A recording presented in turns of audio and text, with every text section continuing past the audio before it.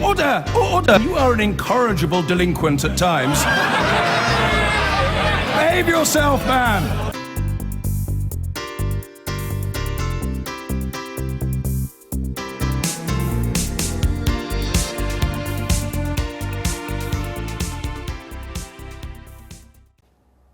Now, Michael Gove's claim that people in this country have had enough of experts was one of the most memorable lines of the EU referendum campaign. But was it just a throwaway soundbite, or did Mr Gove put his finger on a profound change? Are we really less willing to trust the people who were once supposed to know best?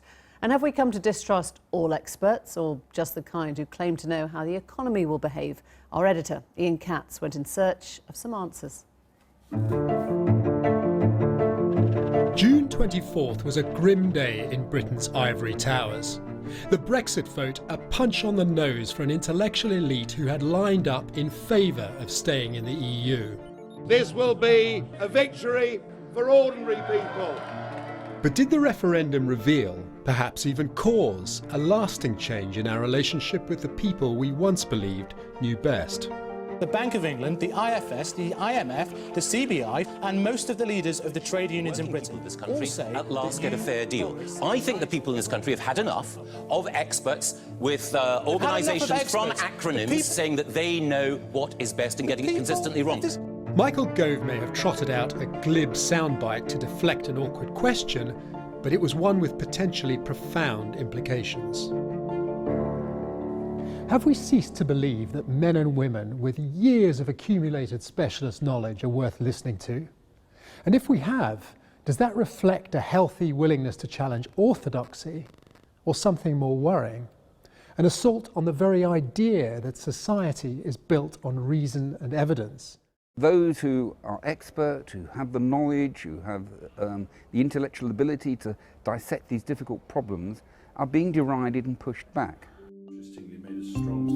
In recent years, politicians have increasingly pushed experts to the fore to justify their decisions. But in a world where experts lose trust, how can politicians tackle climate change or convince us that vaccinations are safe? Look at the experts we've had, okay? Look at the experts. Some even see in the anti-expert rhetoric a slippery slope that leads to the post-fact morass of Trump's America. You know, I've always wanted to say this. I've never said this before. With all the talking we all do, all of these experts, oh, we need an expert. The experts are terrible. The assault on experts has implications for fields from medicine to intelligence, but it's economists who've found themselves on the front line. We are right to question experts, particularly after what happened in the referendum, when experts said that consumer confidence would fall, the stock market would fall, growth would cease, house prices would go up immediately as a result of the vote, not as a result of Brexit. And they were wrong. I think it's time we gave up listening to economists. I think we should pay a lot of attention to economists, except when they're talking about the future. Just balance the budget. In 1949, a young economist from New Zealand built this contraption in his Croydon garage. He used bits of old Lancaster bombers and DIY skills picked up in a Japanese POW camp. Phillips's machine, now at Cambridge University, uses flows of water to model the behaviour of the British economy, literally trickle-down economics. The economy comes out through here, round a pump at the back. This is income after taxation, some of which goes off to savings, so this is the banking sector over here. It could be a perfect metaphor for what's wrong with economics, the embodiment of a mechanistic view that assumes people will behave like molecules in a test tube. Social science masquerading as science. So it's telling us when you move the levers in the economy, how the economy will perform. Yes. It is a model of the economy as a machine, isn't it? I mean, is it reasonable to see the economy as a machine? I don't know, that's a deeply philosophical question. It solves the equations. Economic forecasting has always been a bit hit and miss. Its only function, said J.K. Galbraith, was to make astrology look respectable. Economists flag up the uncertainty and assumptions behind their predictions with forests of caveats. But that nuance is often stripped away by politicians or the media or both. In defence of economists, I would say that short-term forecasting is extremely difficult. We're talking about trying to predict the actions of millions of different consumers across the economy, and trying to impose some order on all of that, those millions of decisions, is inevitably going to be really difficult. Victoria Bateman is an economic historian. She thinks the attack on experts has implications far beyond economics. I also think it was dangerous. When we look throughout history, when we look at attempts to attack intellectuals, and those go back to the period before the Enlightenment, I think it's particularly dangerous for a Western politician in a Western democracy to be playing this game of anti-intellectualising. I think the people in this country have had enough of experts with organisations from... It's perhaps ironic that a man regarded as one of the most intellectual figures in British politics is now famous for one of its most anti-intellectual soundbites. Gove insists he was quoted out of context. He didn't mean to impugn all experts. I was particularly thinking about organisations like the IMF, who I thought had called the euro wrong and were calling the referendum wrong. And I felt, at the very least, we should challenge their arguments rather than simply saying, oh, well, because you're a tenured academic or because you work for the IMF, you must be right. You are famous for your linguistic rigour. Why didn't you say something more like what you just said to me? It was a high-profile, high-intensity, high-tension, high-nervousness encounter. There's a difference between the considered use of language in a conversation like this and having to think fast on your feet. Do you regret it? Do you regret having used the word experts in that context? No, I think life's too short for regrets. I think one of the things that is occasionally irritating is that people assume that what I was saying was a blanket rejection of facts, evidence, rigour. So you don't trust Mark Carney or the Chancellor or the Prime Minister? No, not really. No, they don't know any more than we do they, really? No. Before the referendum, Newsnight came to Bognor, where Joan and some friends told us why they would ignore warnings from experts like the Governor of the Bank of England.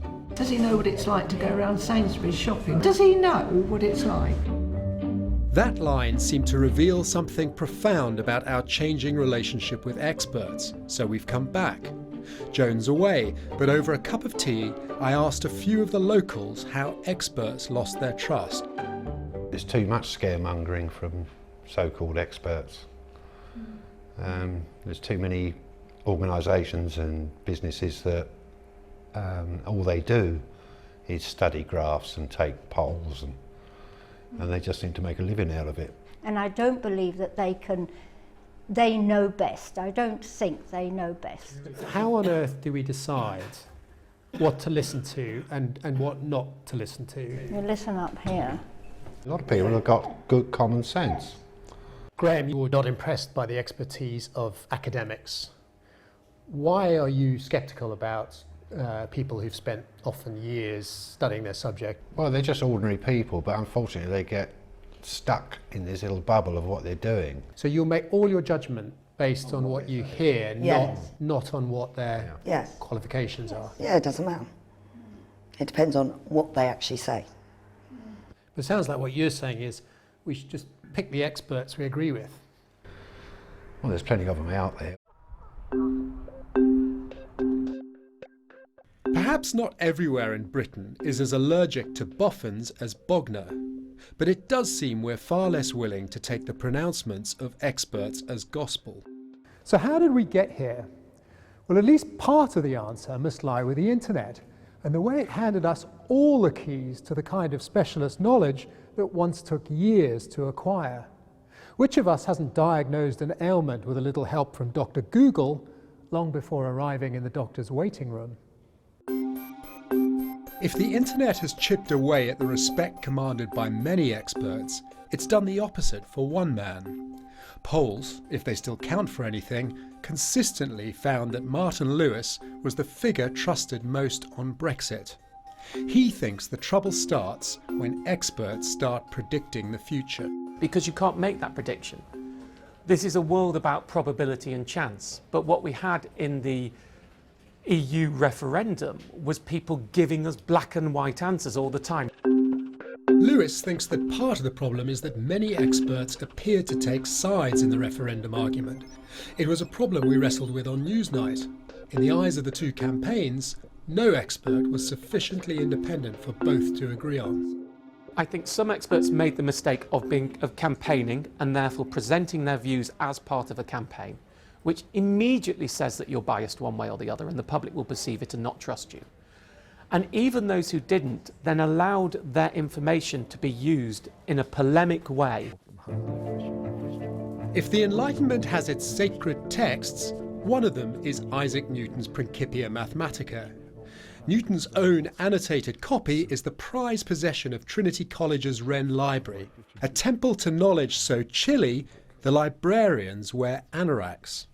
So this is Newton's own copy of the Principia Mathematica? This is indeed. It's one of the great works of Western science, incredibly important.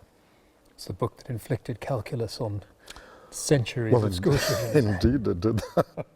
Newton helped put science at the centre of our modern world. Yet some worry that the assault on experts has spread beyond economics and the social sciences and now challenges science itself. Unfortunately, Mr. Gove's remarks spilled over into all sorts of other areas where experts have an enormous contribution to make to the proper running of society and for good policy development. Science is absolutely there because science is based on reason, on evidence, and the fact that experts have been derided in this way does have an effect in undermining science and scientific evidence. We've come to another temple to knowledge, London's gleaming Francis Crick Institute. Nobel Prize-winning geneticist Paul Nurse believes Michael Gove probably was thinking of economists in his infamous comment, but it was irresponsible not to clarify his remarks. Opinions on the front foot. And those who are expert, who have the knowledge, who have the intellectual ability to dissect these difficult problems, are being derided and pushed back. My view about this is that it cannot last very long because their opinion is not built on firm foundations and it rapidly falls apart. And I think we're seeing that already with, for example, Mr. Trump. Science is built to last. The expert bashers believe they were vindicated by the fact that most economists got the short-term consequences of a Brexit vote wrong. But have they started something more dangerous? Has Gove emboldened people to dismiss all kinds of expert advice they don't like? Do you worry about that at all and worry that you've actually let something bigger get rolling that you perhaps didn't mean to? I entirely understand that, yes. And I think that I'm sure that there are people who've latched on that word, either those who fear that rise of a superstitious approach towards knowledge, who think that I may have legitimised it, and it may be that there are some people out there who think that I'm giving them licence to operate in that way. Who's to say? All I would say is that phrase apart, during my political lifetime, both when I was Education Secretary and when I was Justice Secretary, I wanted people to know more, to have more information and knowledge and a greater capacity for critical thinking. You were out campaigning every day after that interview. You could at any point in the days after, when I'm sure it came up countless times, you could have qualified that remark. Funnily enough, it didn't come up that often during the referendum campaign. I think it was used particularly afterwards because people felt that the Brexit vote had somehow been a triumph of know-nothing anti-fact populism. My argument is actually that many of those who were making assertions during the campaign on the Remain side were relying on people meekly submitting to authority as though we were still operating in the age of the pre-Reformation Catholic Church, rather than actually making proper arguments. Science writer Matt Ridley believes this greater public scepticism about experts is healthy, the very opposite, in fact, of the challenge to Enlightenment values others fear. One has to remember that the Enlightenment did consist of challenging the experts, particularly challenging priests, and saying you don't have all the answers, people can work out the answers for themselves. It's hard to argue that a more questioning public is a bad thing. But here's the problem. Where do we stop? All these people have had experts. Oh, we need an expert. The experts are terrible. Can any layman decide if the evidence on climate change stacks up, or whether vaccines are safe, or whether it's safe to eat GM crops? After seeing their Brexit advice ignored, at least one expert decided to express herself more forcefully in the days after the referendum. Yes, so I made the decision to spend the day at the university naked as both an expression of my feelings about the referendum, which is that it's a rather dramatic event and will have dramatic long-term consequences, but at the human level, more importantly, as a show of solidarity. Victoria attended the monthly faculty meeting, wearing only the words, "Brexit leaves us naked," scrawled across her torso. For some, the scene might have been a perfect metaphor for our changing relationship with experts. The Emperor, revealed to have been naked all along. So did Michael Gove put his finger on a thing no one had yet noticed? Or did he help to cause it? If only there was an expert we could ask. Ian Katz there. Well, we have three right here, although maybe they won't thank me for saying that. Tracy Brown is the Director of Sense and Science Because Evidence Matters. Nassim Nicholas Taleb is the author of The Black Swan, a book that looked at the impact of the highly improbable event. And Swati Dhingra is a lecturer and economist at the LSE. Very nice to have all of you here. Nicholas, I'll start with you because you're down the line. Did J.K. Galbraith get it right then when he said economic forecasting makes astrology look respectable? Should it all be left well alone? Well, I mean, it's right that in a distributed system, you should let the system decide for itself. That we know since Adam Smith. But let me put some precision here because I've done some work since I've been. The first time I was in your studio was 9 years ago, where I had to explain that economists were not experts, at least in macro affairs. And since then, I've had to refine some of my work, particularly that I became a full-time academic since. So there are domains where we have experts. You know, we need experts. 99% of the people we're going to run into tomorrow, morning to evening, will be experts. The driver will be an expert at driving. The baker will be an expert at making bread. The electrician is an expert at making electricity. So at repairing it and so on. And now the technicians, you know, I'm in New York. The technicians who are able to make that connection are experts. However, there are domains in which there are no experts, okay? And what's the boundary? And the boundary appears to be micro versus macro, okay? There's three boundaries, micro versus macro. In other words, someone who deals with small affairs, okay, it's much easier to do macro nonsense than micro nonsense because you're not going to be held accountable. Good. Let me just take that point to our guest. So economics basically fits as macro, does it? And I guess that's going to be the problem, Swati Dhingra. Most of economics... Let me go to Swati now. It's too big to get right. No, that's absolutely not true. There are many facts we do know from economics, things like how does trade work across countries, and those are things we know from hundreds and hundreds of years of data. And those are the facts that we were bringing to the public. Okay. And I really want to sort of point out two issues that were in the film. One was experts and academics are being put in the same category, even though we know that there are many experts out there who are not independent. Well, the film raises the question, doesn't it? Precisely. Are economists in a very different category? But I'm talking about academic economists versus consultants versus public officials. Academic economists, sorry, I don't see you guys from here, so I don't know when. Nicholas, come in. Let me say a couple of things. Yeah, I mean, I was a trader for 20-some years, and then I saw what, I'm not, of course, in an economics department, I do applied math, but then we saw the rigor in economics. It makes me cry.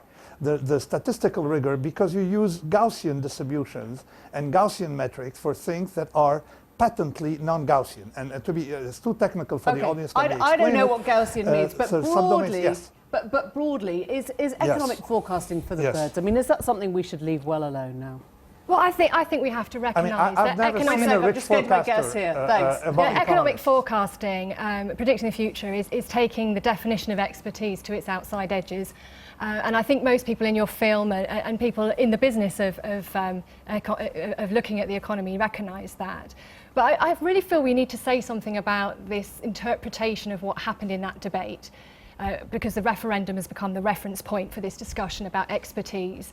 It's a bit of a false situation for us to be drawing big conclusions about what people think about experts based on that. You know, I'm deeply suspicious when people make sweeping rhetorical flourishes of an anti-intellectual nature, because they usually don't mean let's equip the public with critical thinking. What they usually mean is believe me, don't believe them. It's more jobs for different boys is what they normally mean. That's a really interesting point. Just to go back to you, Nicholas, with that one, that when people reject experts, what they're really saying is don't believe them, take it from me or take it from another source that I trust. Do you buy that? I definitely buy that. I buy that people in a micro level trust some people for their opinion. And I think that if you were to build a pyramid, at the bottom, most people are experts at what they're doing. And then as you go up layers, what's called a scaling, as you go higher and higher, then you lose an expertise because you can't check the person's results. And economists, of course, live in their own little bubble where they're not judged by reality, but judged by other economists. It's what I call citation ring, and they can keep being incompetent forever. I think this is very inaccurate of the Brexit debate that happened, in fact. Yeah. Okay. So I mean. Okay. So let me tell you, at the top. So at the top. Nicholas, just let me bring you to one point. Is it irresponsible when you hear positions in great power, politicians in great positions of power, be it Donald Trump or Michael Gove at the time, saying we've had enough of experts or experts are wrong? Do you agree that that is irresponsible? Okay. I mean, the word expert, of course, can mean a lot of things. Of course, some classes of experts we should dispense with because they've been very dangerous. When I was here in your studio 9 years ago talking about tail risk in economics, it was definitely an expert problem. So there is something we call an expert problem. Okay. And there is an expert problem. So let me go to We just have now. to train society to distinguish. Yes. So it's society's fault, possibly, that we don't explain properly who is an expert and who isn't. No, I don't think it was really even just about explanation. This is also the media bias in terms of how the debate was portrayed. So the same set of people, like Michael Gove, were also letting their information be misused. So they were saying that it's £350 million per week that's going to come back to the NHS. We haven't seen that happen. So why are only those particular experts who made wrong short-term forecasts? Didn't it? We all remember them saying but the on the Remain side it would cost, you know, £4,300 per family, and coming out with these sort of speciously specific numbers. And so those short-term predictions were made by public officials, not by independent experts. Tracy. Independent experts didn't make only long-term predictions. The bottom line here is that actually we need to say to experts. One second, Nicholas, I'm just letting Tracy speak. This wasn't all about you, right? Yeah. People were posing all kinds of questions in the referendum, like I live in Swansea and my hope for my kids getting a job or going on holiday in the next 5 years is pretty much zero anyway.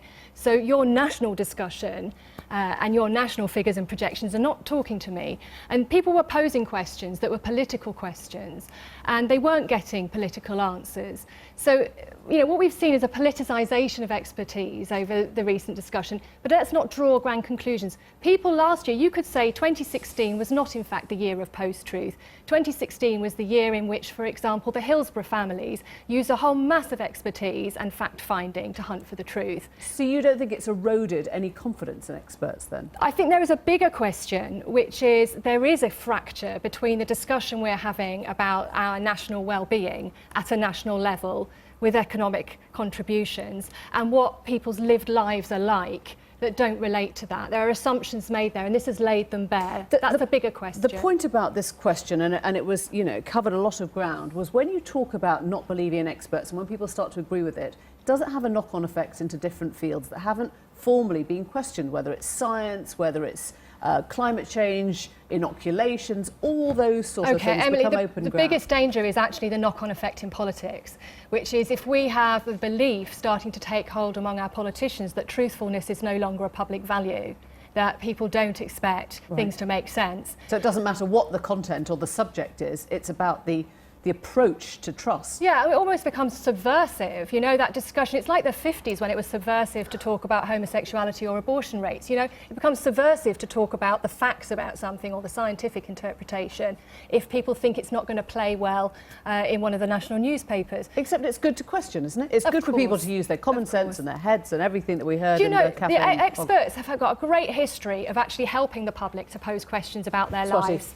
So in the run-up to the referendum, there was a survey done by Ipsos Mori, which in fact showed that people do trust academics. Our ratings were at the level of 57 to 60%, and that they also trust organizations like the ONS because it gives them facts. So it's not as though people don't want the facts, they want the facts. Nicholas, I know that you're very respected by Steve Bannon in the Trump administration. Have they come to you with the offer of a job? I will not comment on that, but Go on, let us entice you gently onto Newsnight. But let's say, okay, but let me tell you, let me tell you the one thing that people seem to miss about all of this thing is that the point isn't so much trusting experts and not trusting experts. The idea is to build systems that are error-proof. And microsystems are pretty much error-proof because the error doesn't generalize. Whereas when you have a concentrated system, as in Brussels, one error can lead to very large conclusions. Maybe the expert is an expert, but we're not error-free, you see. So this is where the discussion should be, is how can we build systems that can withstand an expert problem? Okay. And these systems have one attribute: they need to be decentralized. We need to leave it there, but thank you all very much indeed. Thanks for joining us.